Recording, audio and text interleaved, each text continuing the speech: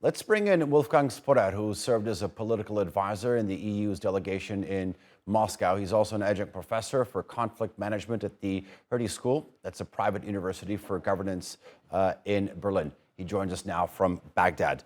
Wolfgang, thank you very much for joining us here on the NewsHour. Pleasure to speak with you. I want to pick up with you on a point that Denny's made about this counteroffensive or the spring offensive. I mean, there has been anticipation for Ukraine's offensive. In fact, the Ukrainian side was hoping that this would sort of tip the scales in the balance. That hasn't started. Why hasn't it? I mean, we're about 3 weeks to the start of summer. Well, thank you. I believe we do not know if this offensive has started or has not started. All the developments that we're seeing currently on the battlefield, that is with potential developments east in the Donetsk region, that is with developments in southern Russia, in the Belgorod region, this may all be and likely is already a part of that counteroffensive. Whether they are the main thrust of the counteroffensive or whether they are divisionary operations, this remains to be seen.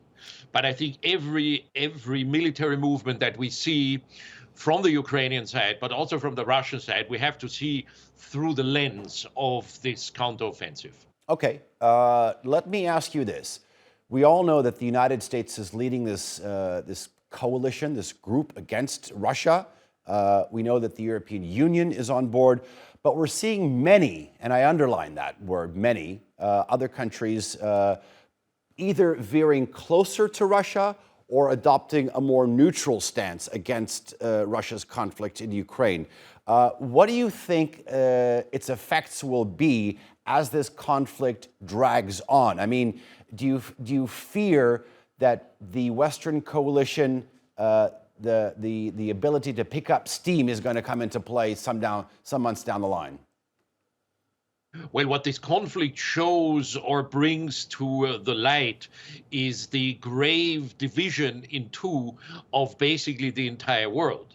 And rightly said, whereas we have one part of the world that is largely the global West, strongly supporting Ukraine with money, with weapons, as well as politically, we have a nearly equally strong and equally large part of the world, led by China, that purports to take a more neutral position, or in some cases are also kind of openly supporting Russia.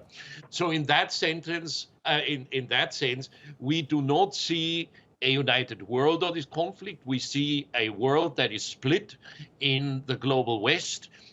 And in what can be called the global South. Yeah.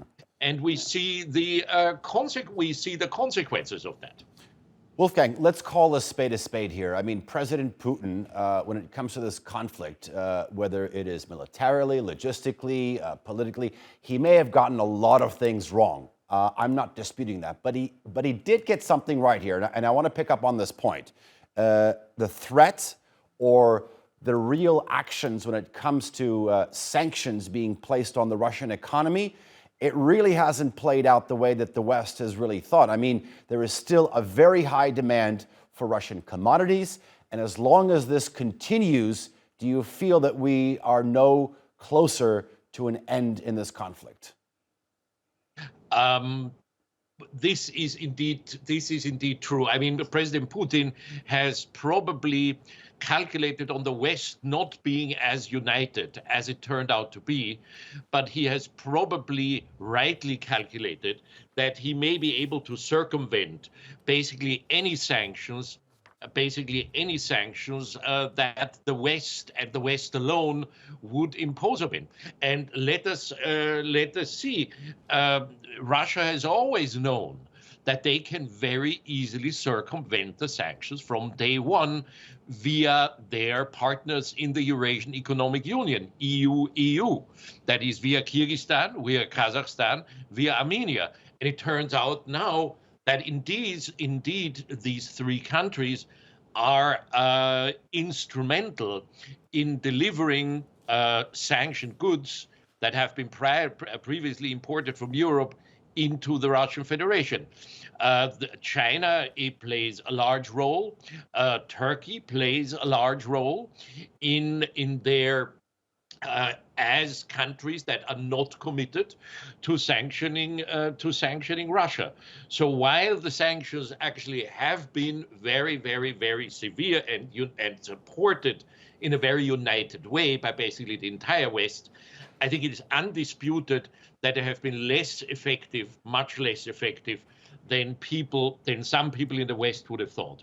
Okay. Although I would add that alone the fact of the Eurasian Economic Union, EU, and its existence was visible already in the very beginning. Fair enough. Wolfgang Sporrer, pleasure talking to you and getting your analysis. Thank you very much.